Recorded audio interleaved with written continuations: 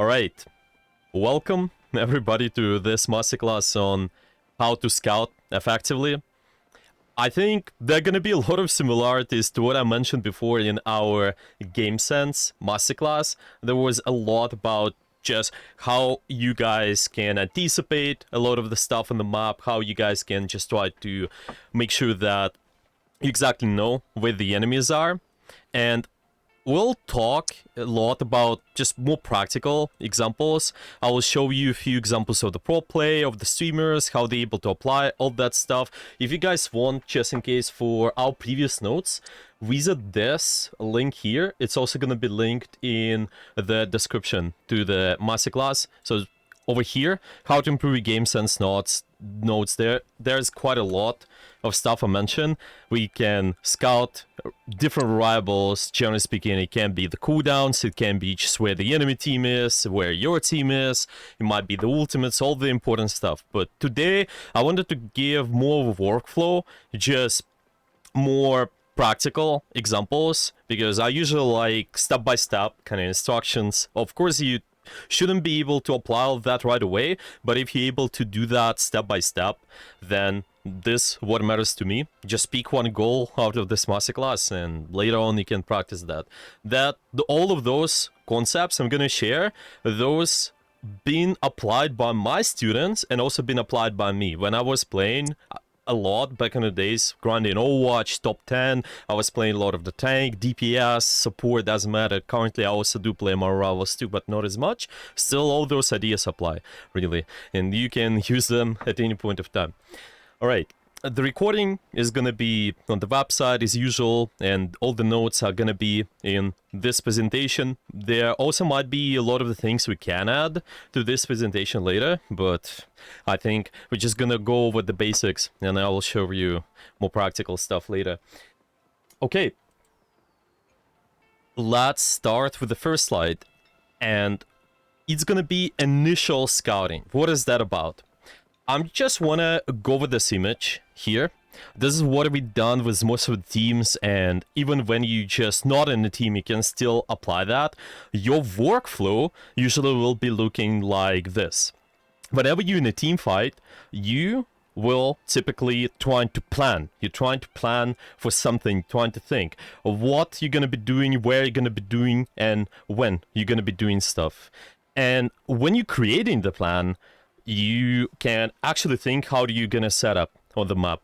You can take different angles depending on the character you play, and you guys as a team, maybe in scrims. I know a lot of you guys probably also participate in tournament. Yeah, there is more Rivals tournament currently, and this stuff can be applicable to those tournaments too, whenever you're in a team.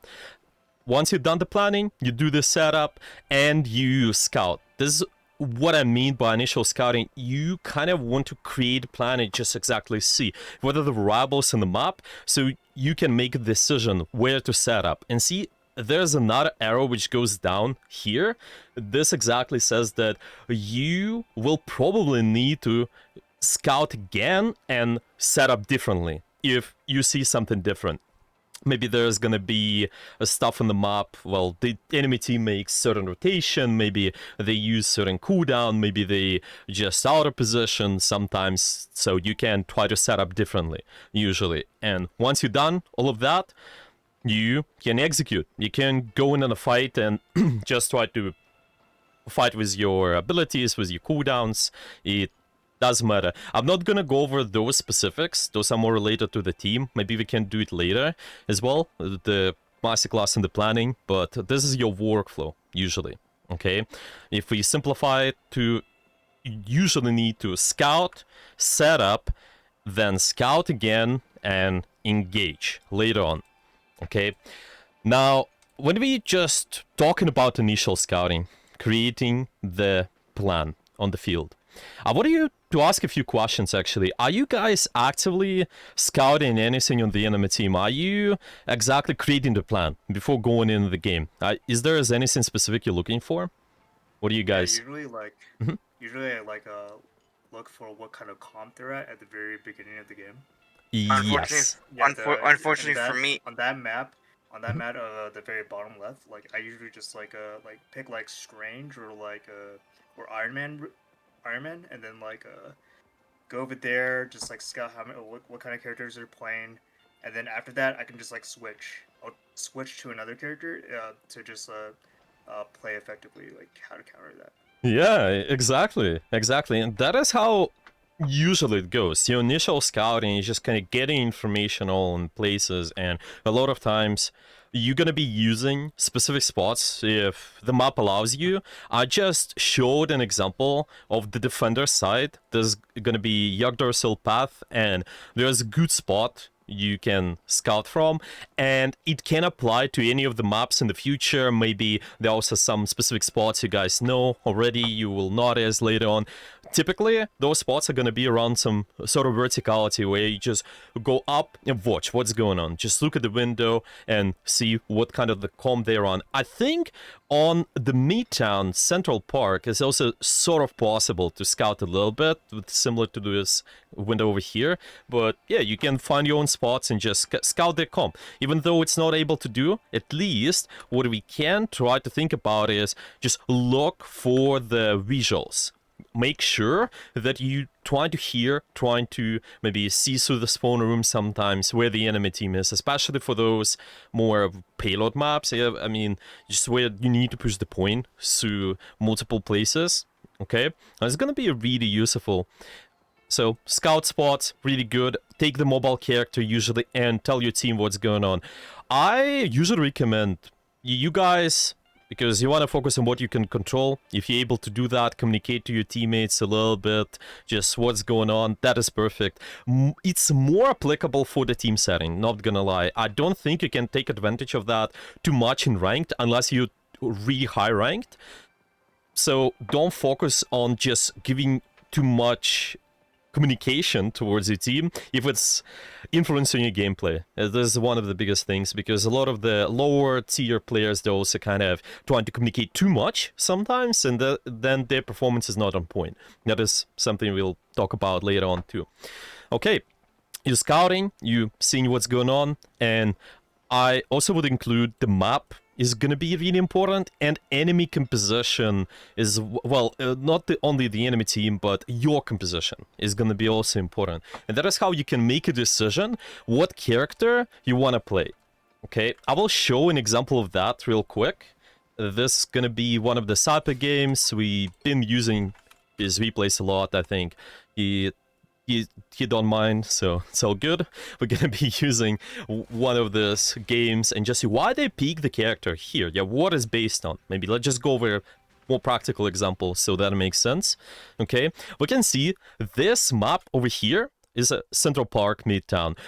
I think you have decent long-range sightlines, but at the same time there are a lot of high grounds to work with, and that is why a lot of times you see not only strong poor characters, maybe Hala can be relatively fine, yeah, maybe even Loki for those maps, but also some of the flankers too, because they can take advantage of verticality. Whenever we playing divers, we can always try to set up somewhere in the verticality a little bit more. And we see Saipe, in this case, they're picking Luna. Why? So first off, they look into their comp. They're seeing, I got two flyers, one flyer, and there's a Psylocke. So what it means is we making it easy for us to support those guys through using the E, because you're in Luna. You don't have to see those guys. You don't have to just be with them physically a lot of times. Even though you have that escapability, you can run away, but first off, you can just place your healing on them, so it helps them out a little bit more on the angle whenever they go. That's one thing. And another, this map provides long sightlines. So why don't I play Luna? Because I can shoot from really far. I can just apply damage constantly, try to shoot the enemy team. And see exactly my comp, this comp of, the map as well, and the enemy team composition is also important to scout. I don't think you're able to do that right before, but at least we got some of the opportunities here. We can maybe make a decision to swap different character if we want to, but I think this character is fine. I highly suggest, a lot of the people, they tell me, Well, do you have to be versatile? Or like they ask me, do you have to be versatile, be able to flex to every role? Is it okay to have 6 or 10 characters in your pool? Usually I suggest no. You typically focus on 3, maybe 4 characters at max, because you don't want to focus on too many micros. You want to make it easy for you to practice. And this way, you just make it more effective for the long term. You're helping out your team long term. Pick the character based on your comfort pick, but look at the map, look at the team comp, what allows you to do. First off, yeah, this is your parts of initial scouting, making a decision what you're gonna be doing next. Okay, let's just see how they're gonna perform. Yeah, maybe just partially looking, is it gonna be true what I said? Yeah, we actually saw them right away placing. Let's just go back a little bit so you guys can see that. You probably will see them using their E on one of those guys. It's either Salak or it's gonna be Flyer. Oh, sorry, I have to move it a little bit towards here. Yeah, so it's on Salak now. Why? Because we allow them to take more aggressive angle usually while not seeing them. And they're exactly going to be contesting this high ground over here, while the rest of them moving towards the longer sideline. I'm a long range character, so I want to take advantage of the poke a little bit more. Why do I gotta be on this side if I can just poke out from here? They notice maybe there are some complications with this sideline, so maybe they can just try to support this a little bit more. But ultimately, just starting the pressure from really far. Okay, you're gonna be moving, opening up the angle, sharp sidelines. If any of you guys watched the masterclass on the pole characters, we did talk a lot about that. How we can open up the angle. Yep, but you exactly see that. A lot of the attention on just my most active angles. Yeah, Flyer or Salak. Okay, this gonna be one of the good examples. I will show you this one as well real quick, so it will make even more sense. And I think there's gonna be another third replay look into. We'll come back to those replays, by the way, if we need to. Okay, let's just go over this. This is a quick match, but still all of that applies. Let me see, is it the right game? I'm not too sure. We can basically use any of the games. I don't think it's the correct one. Okay, let's just try it out Loki. again. You said it's a Loki kind of game? Yeah, it says Loki. It's with Sippe, right? Yeah, okay, here we go. I think there was a wrong... Okay. Yeah, there was a wrong code for some reason. Here we go. Okay. This is the Loki. Okay. What we got here? Why they start playing Loki, or maybe just any other character. Let's see why. Now, this map... Well, first off, look at the team comp. You're gonna be looking at... Seeing there's decent amount of poke, I think, and there's also one flank angle. I don't think we're gonna be able to support that as much, but because your character should be mostly supporting your main wing condition, I usually suggest that if anyone just... If you don't want to dive into too many micro details on where your attention should be, what it's based on, just make it simple, look at what your comp is more about, and make sure you put your attention in there. Of course, there's Salak, but it's less important compared to all that poke pressure. And another variable is the map. What this map allows us to do, well, we have decent long sideline over here, and a lot of times you see players playing Loki in here for that reason, because you're just able to poke out constantly, you're able to just put all of that pressure towards the down main, and they're just gonna keep playing that. Let's see, maybe they're gonna be making some swaps later on. I wonder, maybe that's gonna be the case later. Okay, they're still on Loki. Maybe there's gonna be later on. Yep, they're probably gonna be on Loki until this third point. I expect them maybe a third point. That is where you can maybe make a swap, but not necessarily. Let's see, maybe are they gonna keep that? Their comp is still the same.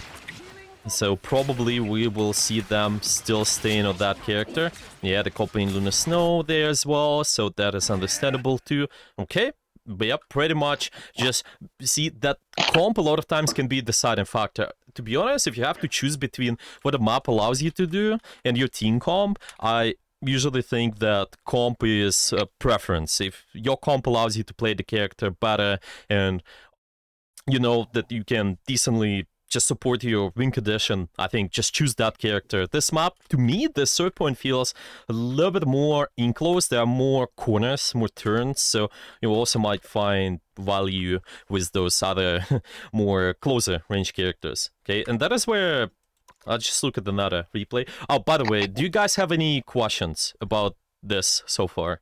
Does all of that make sense? Why do they... So like, Mhm. So for like the comp in general, so we'll look at this comp. They're doing more pressure on like the back line with Psylocke, and then like poke would be like a Bucky, right? And then um the meta right now is like Loki, Luna, and Invis Woman, right? For healers, I guess. Yeah, well, the thing is, the matter is one thing. Generally speaking, they're high value characters at any point of time, right? We kind of can sneak in a little bit of a extra percentage, and that's why partially it might be the case. But to be honest, just overall for any just put it this way, average player, I think the biggest thing is you don't have to look into the meta as much and try to sneak those extra percentages by playing the meta character, but just see what the comp and map allows you to do fundamentally, which I think it's okay. But if you high ranked player, then you can definitely pay attention to those extra percentages, sneak in a little bit of value by adding the meta character. But I don't think it should be deciding factor. But yeah, you're right. The pressure, the Salak and the backline mostly just distracting them. This way, Bucky, a long range pressure, well, kind of mid range pressure. Navix on the Magneto, also more of a poke character. There's only one poke tank at the moment so far. And Luna Snow, I think, you can also provide decent amount of poke. You, generally speaking, I think we'll see two groups playing together, maybe more. Yeah, this Emma, I think, can be on her own, and sometimes the Sala can be playing sort of with them. And another group is those guys. Obviously, they can take their own angles, but you'll typically see them kind of rotating into the groups. That's what you'll see in the higher tier. Usually, there are certain splits, and you'll usually can have just one person leading the group, and then there's another group following up the pressure. But yeah, that's a topic for another session. Okay. Yeah, anyway, does that make sense? Just why we making the decision. Okay, just one more example. It's gonna be with Invis Woman, because different character, we saw them on Loki, and we also saw them on Luna Snow, right? All of the characters still playable, just depending on the situation. Let's see why they would be running Invis Woman here. I think Invis Woman, you definitely have capabilities just to pressure from far. The angle is still important, just how do you open up the sidelines. But first off, I'm looking at the team comp and seeing that I personally, well, the map as well, there are not too many long-range spaces, so I don't think we're too comfortable running Loki here. And with Luna Snow, you actually already have one, so that's one. Maybe, probably they could be running that as well. But Luna Snow and Invis Woman, they're more flexible with those in close range spaces, it feels, because Luna Snow have that freeze, you can always run away. As well, Invis Woman, you can get invisible while just applying pressure and trying to heal up your team too. It's just, generally speaking, gonna be a lot of the attention on, first off, I think trying to support anyone who is being the most active in front of them, but then seeing maybe there's opportunity for them to open up the sideline, kinda. And this is what you will see a lot of the high-ranked players do. When you play more of a mid, long-range characters, you're not necessarily keeping stacked with your team, but you're trying to open up the sidelines a little bit, so you create this sharp corner a little bit more. Yeah, I'm not necessarily moving up, I'm trying to see, okay, what's going on at the left, so I'm able to poke out, that sort of stuff. I think those sidelines looking pretty decent for Invis Woman. Well, Ultimate's obviously pretty strong too, just together with the Luna Snow, strong defensive stuff, and the enemy team, they sort of have the same too. Okay, just a quick look at why they run certain characters. It's just support, but you can also do it for any other role as well. If you guys gonna have questions about the other role, maybe we can look at the other DPS high rank players. I wanted to look at the Sparker actually, but I think their profile is private currently, so we not able to look at them now. But there's been a masterclass before on that as well, so yeah, keep that in mind. Anyway, continue with scouting. All of that is the part of the scouting. It's just, I'm deciding what comp I'm feeding into, what map, what the enemy composition, make a decision what to play. And we mentioned about the good spots, maybe on defense side, you can try to find what the enemy team's gonna be doing, how their setup looks like. But even on just defenders side, Yeah, so that was when we let's just think. Okay, when we on those types of maps where it's not possible for you to scout right away, I think I'm gonna just give you an example. Okay, let's say we trying to defend this point over here. Okay, let me just drag the drawing tool real quick. Okay, it should be on in 2 seconds. Okay, here we go. So most of the team, they're going to be trying to defend around this objective A. They're going to be good power positions we will use, such as this yellow here and this over here as well.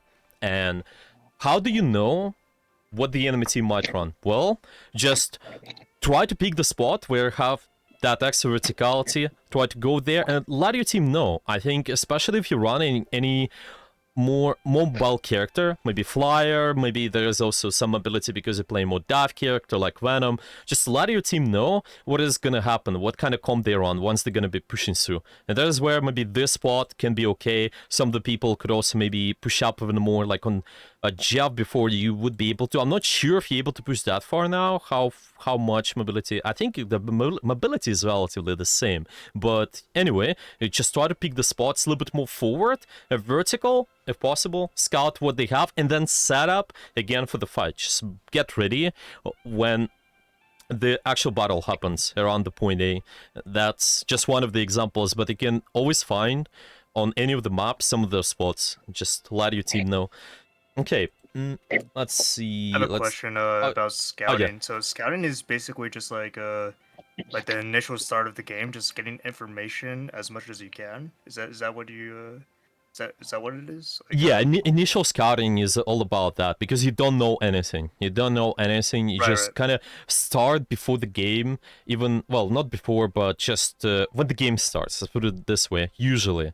But once the fight develops, let's say we won the fight or we just lost the fight, there still can be initial scouting, just can be done faster.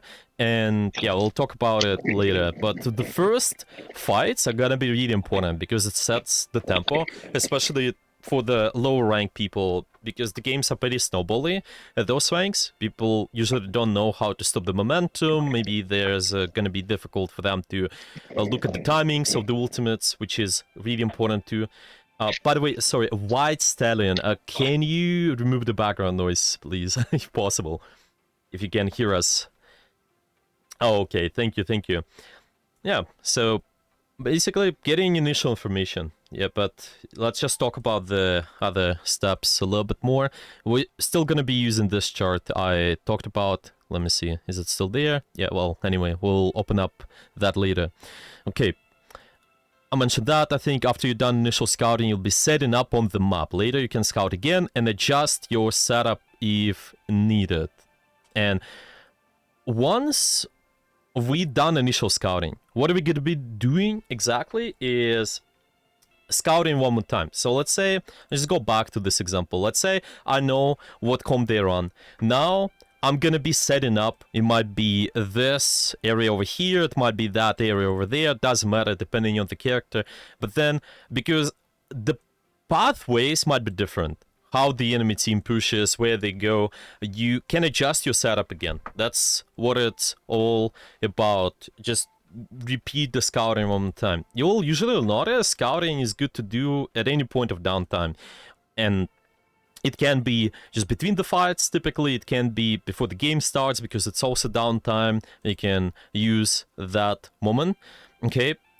And I'm just gonna talk about this specifically here. Let's imagine we already been fighting with the enemy team. Maybe something happened already, some of the team maybe, well, so the fight won, the fight lost, doesn't matter. What you will be tracking typically are threats, cooldowns, and ultimates. You will try to think, okay, what they might have coming up. I'm just gonna open up this again. So you'll see the workflow. It's usually we want the fight, clean up, and you need to start to ult tracking if possible. If you can do it by yourself, that's perfect. The higher tier players, they're usually able to track really effectively. They're able to predict most of the ultimates. Ideally, should be able to predict 10% difference with the ultimate. Let's say the high rank player could be saying something like, this guy is 90%, or this guy is on 80%. Usually what's important for you is to keep track on anything what's 80% or above. Okay, let's just maybe use this different color. 80%. 80% or above is gonna be important to track, because if you know that they are on 80%, they're most likely gonna be having ultimate later in the fight. And this allows you to just set up differently. It allows you to try to maybe adjust your cooldowns, how you use them as well, and try to reposition. Yep, stuff like that. 80% plus. In a team setting, there's usually someone who is responsible for that, but because you're playing your own game in the ranked, just try to track by yourself. I suggest to start tracking 1-2 ultimates. Later on, you can build the habits, be able to track more and more, and plan based of that. How do you set up? What do you do? Okay, so when we're looking at this, scouting, cooldowns, ultimates, and threats. Okay, what threats is all about is understanding what might be threatening towards me and my teammates, so I can scout for that and try to predict where they might be. We talked about that in Game Sense session, just making predictions where we could position, where we could be on the map based of that. But I will show you an example of that later on as well, okay? How do you do that? How do you scout all the information? Well, you're just gonna be pressing tab. You mostly will be also looking at the kill feed. And think about their comp swaps, yeah, what they're swapping to, what kind of ultimates they have coming up, what they got, and as I mentioned, adapt your position based of that. You also might be checking visuals and sounds, but at this stage, you mostly want to check where an enemy in your team is. You're not doing too much of active scouting during the fight. I will talk about that later. But this is the moment of, well, let's just use one of the clips, because I want you to show how high rank players pressed up, how they scout information. Yeah, so let's just look at this. I just saved some of the Twitch clips from ML7, I think. I think they're pretty good player. They also been playing a lot of Overwatch, and they're pretty good at the game sense stuff. I just maybe, let's make sure the sound is off, and we should be good. Okay, see, this is the moment when the fight is over. We've won the fight. Now we should be scouting what the enemy team is doing, the comp swaps, who's dead, who's alive, maybe. It's still mid-fight, so yeah, it's we'll talk about that a little bit more, but yeah, right after the fight. Okay, so this is still going, this is still going, and now the fight is finished, okay? And that's where they probably will try to scout some information, press tab, check, okay, maybe this guy made a swap, because if they do, then you can readjust your next play. You can try to just position differently. Or you can also just see anything, well, try to, when you press the tab, I think it's good to make predictions on their ultimates as well, together with, alongside with all the other things. And you'll see them, they do that a lot. And now there's also the time where they can kind of get a little bit extra information and see what they're going to be doing. They're going to be taking a little bit of verticality. Yeah, this is the time before the fight. Kind of, we go into initial scouting, but it's different. Yeah, it's just, you already know sort of what the enemy team is running, but there might be some readjustments. Anyway, we do initial scouting, and then after that, if we need, we can readjust the setup. We can maybe do something different. Seems like they're breaking the map because they need long sightlines. Unlucky here. But now we see, okay, those guys are over here. They're trying to push this way. Is it okay sightline for me to be at? Well, I think it's alright. I think you can probably stay and just keep position over here, so you don't need to readjust your setup. You kind of keep playing here.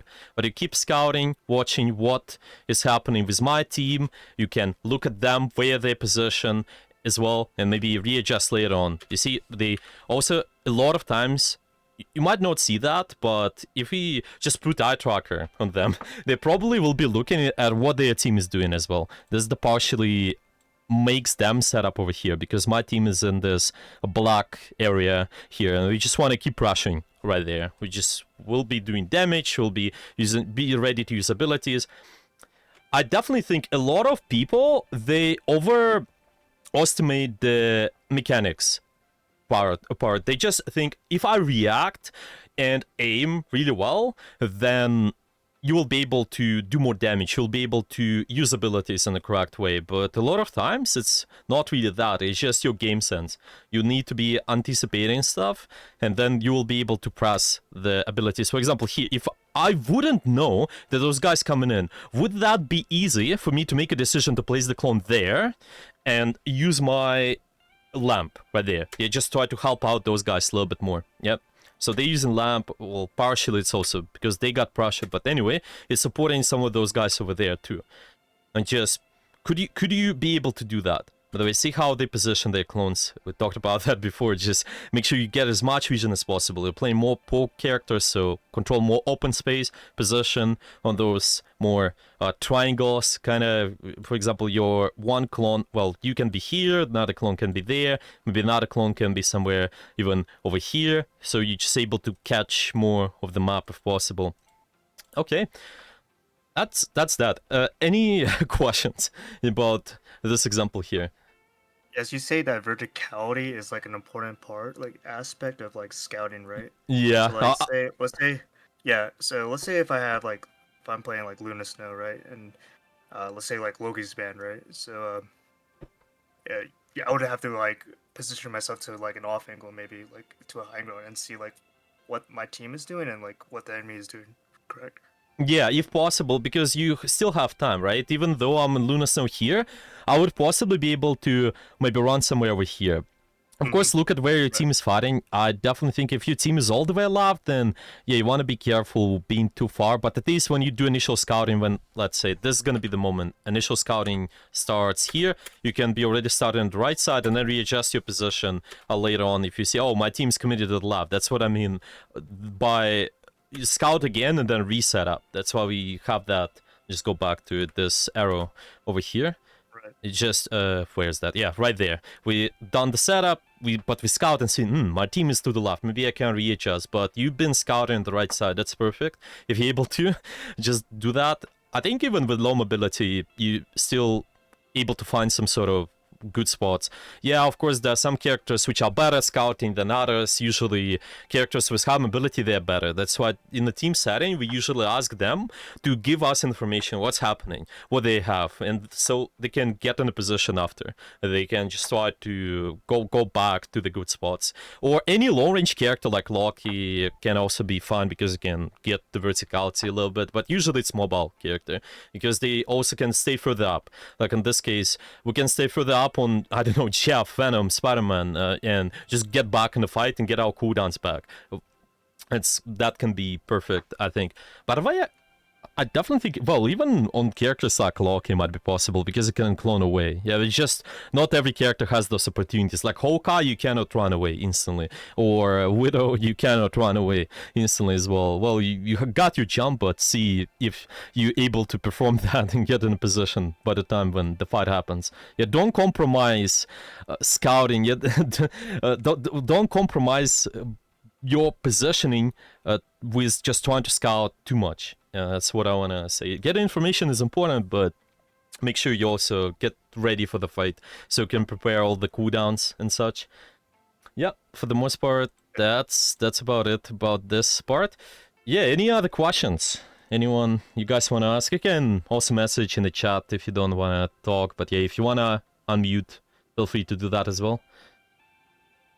Anyone? You guys have any questions? If not, let's keep moving. Let's just talk about the most important, in my opinion, part is active scouting during the fight. And this is gonna be the most hardest part to do. Because when you're scouting in the fight, you're under pressure. And if you're under pressure, then that means it's gonna be more difficult for you to just get all the information. And that's why I want you to think, what are the moments of downtime for you?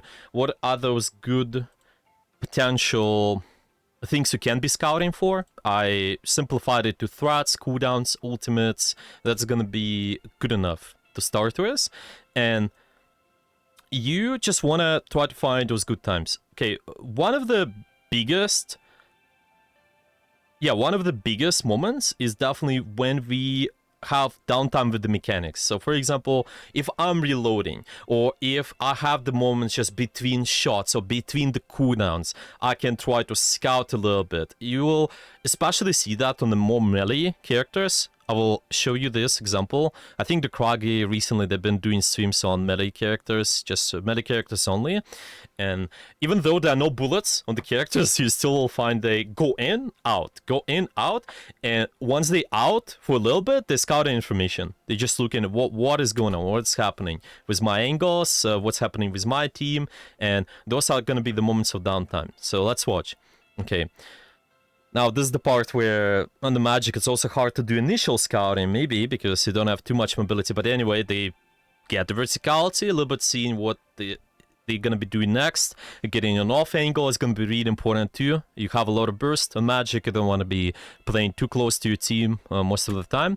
So this partially they scout. They not only seeing, they also want to hear what's happening. This is really important part. When you in the fight, doing this active scouting, you need to listen to footsteps a lot. You don't want to be only rely on the visuals a lot of times. So if I hear the footsteps over here, or maybe somebody, let's say they turn this corner and somebody meets them on the right side, I want to be ready to deal with them because I hear the sound. Maybe there's a Hala going on me, maybe there's a Hawkeye, Punisher contesting me, doesn't matter.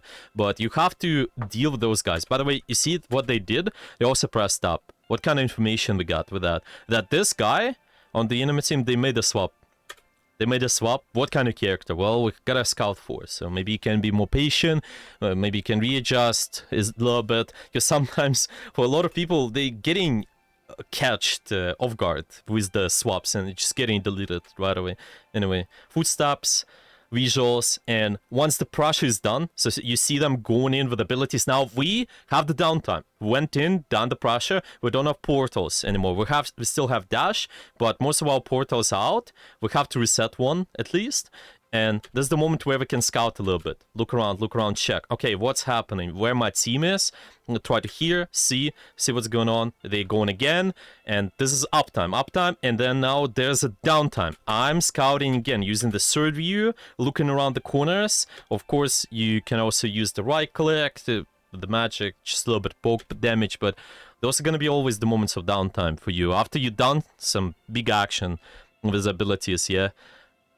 Typically, just might be a good example. We can also look at any other, to be honest, any other character.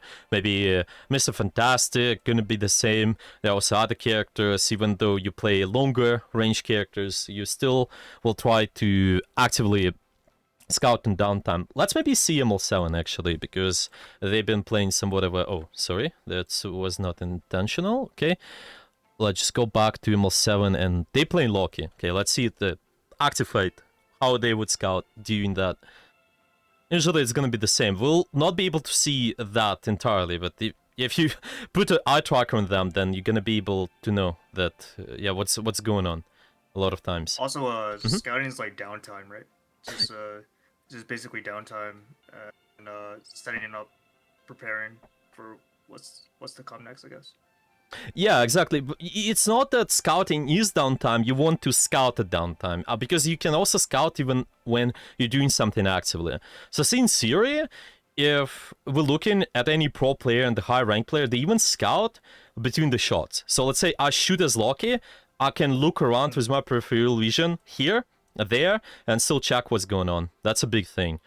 And those are also the moments. It's a little bit interesting, right? You don't have exactly too much of downtime, right? But you exactly can scout, put more emphasis on doing that. But when there's a shot, you more just looking towards where the shot is going, yeah, where the enemy team is. Maybe I'm trying to predict how they move, but yeah, this is more difficult stuff, usually applicable to more projectiles when you have the downtime between the shots too. But yeah, even during those moments, yeah, it's gonna be important. Yeah, hope that makes sense. Okay, let's see. That's almost the end of the fight for them. Okay, so they keep TPing around this high grounds, just trying to maybe do something there a little bit more, yeah. And right now, those are gonna be exact moments where it's might be difficult for you to get information, right? It's just when the active fights happening, two teams on top of each other, I think those are the most crucial moments. So see here, we've done the initial scouting, maybe we pressed tab, we looked, okay, what's going on? Now there's a scouting before the fight one more time, because the fight is almost about to happen, and they reset up, they take a different sideline, and now there's active pressure, yeah, but even here, I'm still trying to see all the pieces of information I can get. So scout between shots, maybe scout once you get around the corner. So like here, when they close at the corner, there's bigger emphasis on scouting, and they're reloading as well. If you're reloading, big downtime. Okay, scout again, look around, check, try to think, try to plan. What's your next move? Just pick any of those things, and it's gonna be easier for the next time for future games, really. I noticed that he put himself into like a longer distance.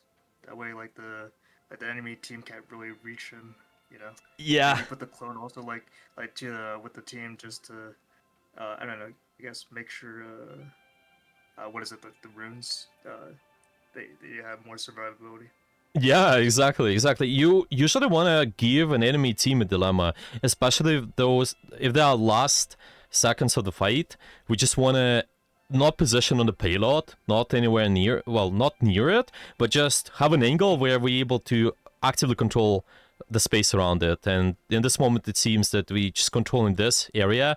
So I think it's decent. You have the long sideline, give them a dilemma. By the way, if anyone knows, ML7 been playing a lot of Ana in Overwatch, and Ana is a long range character, so you see them a lot doing that exact stuff, rotations, because you don't have a lot of mobility on Ana in Overwatch, and here, even on hockey, it's still applicable. It's just gonna be repositioning with the clone, so maybe trying to just move away from the angle. So yeah, you're right. Mostly it's that. I think maybe the exception is when I can be really close is I can confirm that the fight will be won because I get a pick. Maybe there's certain big ultimate going on, but typically I don't think you have to be with the rest of your team. If you're able to stay to your effective range, just keep doing that. There's no downside in that. We keep controlling that entire space over here. It's decent. You see, like now they repositioned with their team. Why? First off, I want to do initial poke. I can scout, and there's no downside. Yeah, maybe. Yeah, it's okay. Those are last seconds of the fight, so it's not even important to take any verticality, it seems. Just the last guy they wanna catch, and they're gonna be playing here. Yep, just one man. It's easy to get them. I can play over here. I can play around the point. If it's normal 6v6, I don't want to be playing here anymore. And that's about it for the most part. Yeah. Any questions about all of that?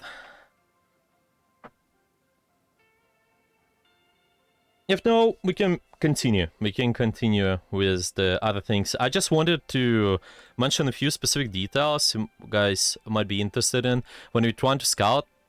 It's that a lot of times we will be also looking not only at the foodstuffs, checking where the enemy team is, but you can also even look at your crosshair to just give you information. I will give you this, well, it's just an image, but you see this red dot over here? It exactly tells you where the damage is coming from. For anyone who struggles, especially low rank, I think, and just average, usually notice it's hard for them to get information on what's happening. Of course, all that stuff I mentioned before, it's even more important compared to this, but sometimes you can even look at those red dots too and just see, oh, there's where the damage is coming from. Okay, maybe you have multiple red dots, you'll usually see that appears. You can just see the damage coming from. I can actually show you right in practice range. Give me a second. Okay, let's go play practice range. If you have the default settings with the crosshair especially, I think you're still able to do the dot, whatever, the color. Yeah, but those things are showing you where the damage is coming from. Okay, let me show you real quick. So I'm in the practice range here. Okay, this is the bot shooting me. Watch this. Okay, let's go this way. You see where the red dot appears? And also, the more it's ticking, yeah, the more damage is coming. And when it's getting smaller, that means there's the less damage. I know it's really niche, but a lot of people don't know that. Wait, is that stacking like or is it just like a overtime? Yeah, there's overtime. Yeah, if there are multiple dots, you know, you can be shot from multiple directions. You just cannot maybe, for example, here I got shot from here, and also pressure from here. You can, in theory, have multiple dots, and they just giving you direction of where the damage is coming from. when you move in as well. So for example here, I got damaged, okay? You see, like, it's giving you kind of a direction where the damage is coming from, which is pretty interesting. If you ever struggle with identifying where the enemy team are, I think that's also great thing too. Okay, let's look at anything else, maybe. Okay, we got, gameplay flow chart, we got all that. Kill feed is important to scout. I don't think I mentioned that too much. It's just giving an idea of what you're about to do, and it's especially important during the fight, when we in the fight. I will maybe show my example of the competitive play. Give me a second. I think I will, I just need this. Okay, let me see. Is it gonna work? Okay, give me a second. I'm gonna make sure this is running on the second screen. Okay, yeah, it should be good. Yeah, especially during the fight, just scouting the kill feed is gonna be crucial because it can decide, are you going in, are you staying in the position, are you giving up space, and it just can be one of the examples, my games, because I remember my thought process here, and it is just recorded not from my POV exactly when I was playing. Yeah, it's just a recording of the replay. But anyway, you'll see a lot when I know there's something happening in the kill feed. Okay, let's just maybe move here, for example. Yeah, for example, this. Something appears on the top right screen. I see, okay, red or like orange. Yeah, orange is killing the blue. Okay, because of some people, it's hard to track the specifics. Just start with the simple stuff. Try to track, okay, is there more red on the left side or like orange or there's more blue? Yeah, if there's more blue on the left, I can see, well, there's potentially, I'm at the advantage. And my team's performing something, they maybe trying to, they have more pressure up, so you can try to play faster, you can try to just go in and engage a little bit more. Or if you see the opposite, like here, I can say, okay, the kill feed is just giving me info that, actually, sorry, it's me. Okay, so yeah, it's our team. They are getting blue. Okay, so for the blue team, what they should be doing is they should be playing slower, but they're making a mistake. They're committing one of their ultimates. Yeah, there's a Penny committing ultimate, there's maybe Star-Lord, and it's not going to give them too much of advantage. Yeah, they should be playing more passive. Yeah, let's maybe get to example where I get pressured as well. I also use this example in game sense lesson too.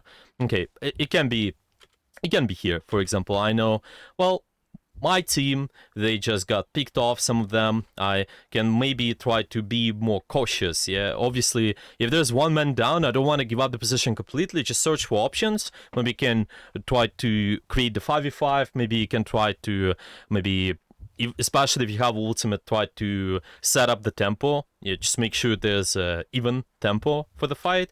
But generally speaking, yeah, constantly try to get information, see what is happening. Like now, there are 2 players picked off. Okay, so I cannot actively commit too much. I either disengage or I have to just farm ult charge and think, okay, like what I'm gonna do for the next fight. And see, that's why I moved a little bit more backwards here, because I don't want to be staying over here, because I saw the kill feed, but then I see it's different. My torch using ultimate, we have 3 versus 4. Well, maybe there's a chance that we can try to win this if I get a pick. Okay, but it seems like I'm not sure if we will be able to.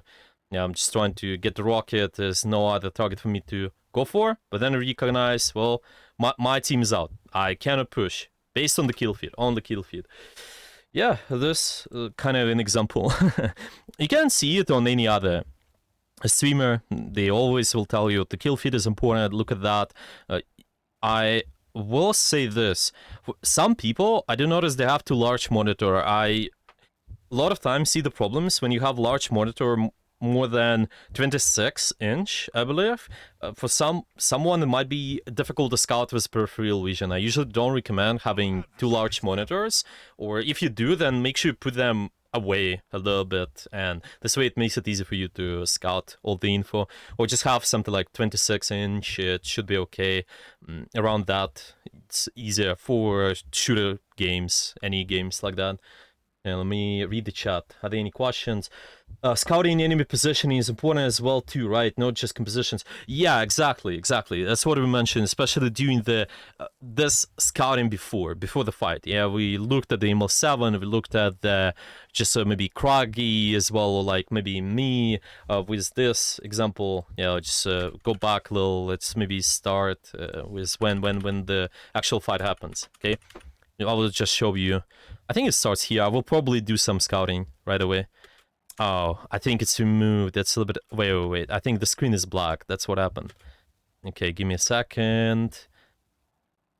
Yeah, I think it's not showing because, yeah, it was not recording properly. Okay, but ideally, what I'm gonna be doing here on Thor, for example, anyone else, you can just scout from here. There's a small doorway. I can look at the comp. I can see where they are and what I'm gonna do later on. Because if they go right, okay, I have to reposition differently. If I have to go left side... Oh, sorry, this is attack, so it's a little bit different. Okay, never mind. If you're on defense, then you scout there. Okay, but I'm on attack. Anyway, you're still gonna be able to need to scout. So your scouting basically starts here. When you position here, I scout. Okay, the enemy team is over here. Now I set up here and scout again. What's happening? Where my team is, where the enemy team is, and then I can make a decision what to do.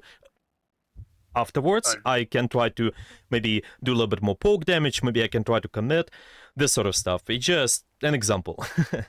Oh yeah. Hey, G-Fest, I also have a question about this map in particular. There's also like I saw like high level gameplay where like a Doctor Strange would use a telly to like at the initial start to scout like the enemy composition first. Oh Like, yeah. in this map. And then they swap. Yeah, and then they swap sometimes, or like or they'll just put the portal like to block the doorways, um, after scouting. But yeah, I just thought, why why do they usually do that? But I think I know. Yeah, know so why. now you know, yeah, because it will affect where you go and maybe even what kind of characters you want to run, to be honest. You just will be adjusting based on that too. You can always know, well, maybe they have some sort of weird setup. Yeah, you want to be ready for that. The information is the key. This is the big difference between the higher rank players and the lower ranks. Just information. Able to get as much info as possible and use that. Using it is another thing. Yeah, it's just the more playtime, the just application, constantly trying to keep in mind all of those habits, build out those. It takes time, but yeah, the more you scout, the easier it's gonna be later on. Yeah, but you're right. The portal is really interesting too. I think there are a lot of strategies, but usually a verticality, some portal, of course, yeah, can be pretty niche too. But this is good stuff. Yeah, I'll usually see that. Okay, let me see the question. What is the best way to scout with tanks? Same stuff, verticality. If you have more mobility like on Thor, I'm showing the example of Thor, I'm able to scout because I got mobility. I don't have too much, but I still do have some. So in theory here, I could tell my team what's going on entirely. And now my team can get ready and just fight the rest of those guys. Yeah, maybe they can do different pathing. Maybe they can try to prepare their abilities. And team play already, ideally, there should be a 3-to-1. It's gonna go and do stuff. It's pretty basic. Even at the high tier, later on, you will actually see when they play dark compositions later on, C2-1 is not as effective because it becomes even like too slow for them. But anyway, he can just give information and then tell, okay, this is the target we go for. Okay, let's do it. Yeah, everyone is ready. Okay, go. Yeah, not even C2-1, but yeah, starting with C2-1 is good though. You can just C2-1 go on some dark target and we'll be okay. Was less mobile tanks, more stationary. Well, still try to find the time. Try to find the time to get somewhere in the high gun. More frontline options too. Remember, if you're playing the tank, then you can always get on the front line. I can always try to position a little bit further up without compromising my setup too much. I would say, yeah, like Magneto, I can maybe try to push a little bit more forward. I still have the defensive up, maybe even use something, but make sure you have the cooldowns for the actual fight later on. Just kind of see, check, yeah, where are they going? What are they doing? Frontline options can also be okay. That's why we saw that maybe partially on even characters like Loki. Remember then when ML7 just give up their high ground? Yeah, they can maybe just go further up a little bit, see what's going on there, and do some poke damage, which is even more important. Yeah, that sort of stuff. Yeah, for the most part, I mentioned everything, I think. All the steps about scouting. So again, if we go over a quick flow chart, it's usually initial scout, compositions, make sure you understand where they're coming from, try to plan ahead a little bit more. This is your initial scout, try to set up after, and then scout again. Readjust your setup if it's needed, repeat how many times you want to, because at the high tier especially, teams do a lot of rotations. Sometimes there are so many rotations you have to do, and maybe flip them up sometimes even. Yeah, like attackers become the defenders and such. Depends on the map. I think that one with Venom, the Venom man, Venom map. I forgot this first point, the circle. You can just try to go all the way left, all the way right, try to flip them up this way, and just try to readjust your setup. And the enemy team will also do that ideally too. Yeah, and you scout information afterwards and do something. But just execute, yeah, execute, try to fight. But even in the middle, you still will try to do scouting. Just find the moments of downtime between the shots. Press stop when you're behind the corner as well. I think it's gonna be important too. Okay, I think I mentioned pretty much everything. Do you guys have any final questions? Anything you want to ask me? Hope all those examples make sense too. No questions. Okay, Trafalgar. You can also unmute if you want to. Because we're coming to Oh the no, end.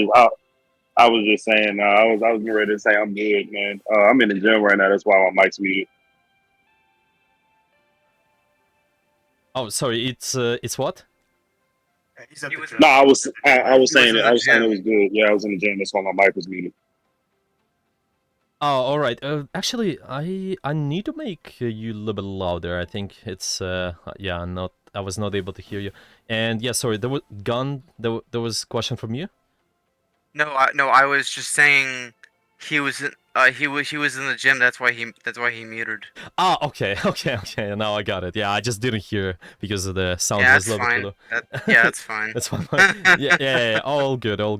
No problem. Okay, but any final questions for today's masterclass or? Honestly, when it comes to my playstyle, I don't really do much a lot of scouting. I just like I see a target. I try to do as much damage and possibly do a KO.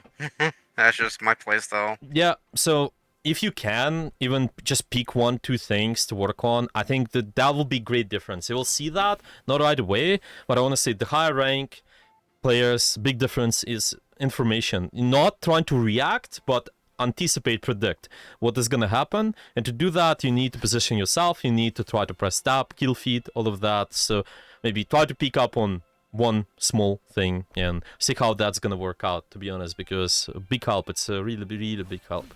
Might be difficult to do at the start, but the more you do it, the easier it's gonna be. Just any of you guys, any rank can take advantage of that. I think even at the higher rank sometimes, not everyone knows the power of the scouting, but you even heard the example with the portal. Yeah, like what is so important. They even willing to just use the portal, spend the time, and after that swap and then walk. Yeah, so it's kind of at least 5-10 seconds maybe you have to spend to just scout, see how important it is. The information is so important at all times. Okay, if there are no questions for today, then let's end. And yeah. Oh, sorry. So I know I asked what's like the best way to scout with tanks. I was talking more about Hulk. Like, how far can you really go before, like being kind of, I guess, like punished? Like, if I have like a Magneto and I'm playing as Hulk, how far, like, should I, leap forward and leap back? Because I know he has a pretty far leap. Yeah, So usually one jump away is fine, I would say. Why one? Well, it's average. Maybe some maps can be different, but I usually recommend one jump away is fine because you have a lot of mobility, that burst mobility kind of in out, and sometimes when I'm using second jump, if I'm in the bad spot, then you might be needed to use some of your defensive, and it's not good, right? Maybe if you're able to use a defensive and then get those back by the time when the fight happens, that can be okay, but I'm not sure where it's applicable. Maybe like really niche situations, but mostly one jump away is fine. Just position on the wall, usually using verticality. Yeah, if you're looking at the Hulk, you can just try to go up on the wall somewhere. Scout will serve you, and afterwards you just jump towards your team and set up. Yeah, for example here, I'm not sure, well, there are some spots, let's say even this map we used, give me a second, somewhere over here, yeah? I can even set up on this roof, right? And I'm one jump away from where my team is set up. Let's say they're over here, they're over there as well. Okay, I can jump here and I'm good.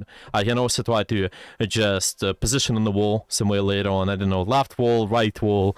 There are also some other scoutings you will be doing. Yeah, just once they're walking, just initial scouting, and then afterwards, when the enemy team is walking, you scout again when you're on the wall or like on the high ground, and then act depending on that.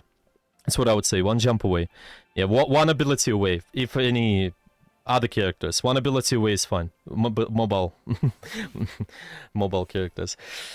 Yeah, does it make sense?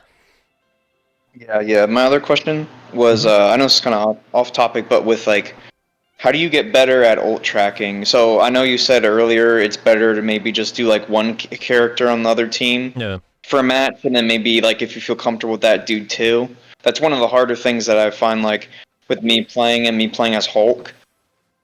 But yeah, so yeah, the first thing is definitely practice. Yeah, it's just the more you do, the easier it's gonna be. What some of the people I coach find successful is they kind of count fights.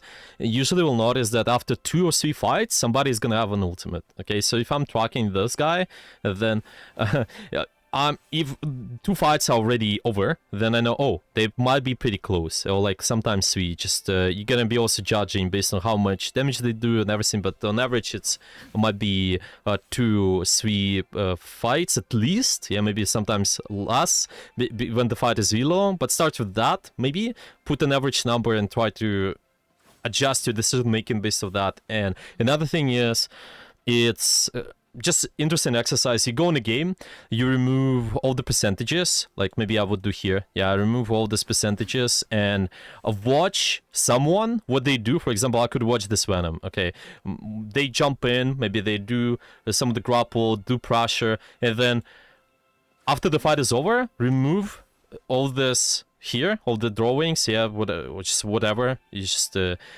not allowing you to see the percentage and see what is their percentage, and see if your prediction is right. Yeah, maybe you can also try to practice this way, is just by watching the replays. And yeah, of course, more specific, you ideally have to be able to look at what are big cooldowns they're using. That's also interesting to look at. Especially if you're familiar with the characters, you can see what kind of big cooldown gives you what percentage. Yeah, for example, Venom's big cooldown is when they're using Slam. Yeah, that gives them a lot of percentage.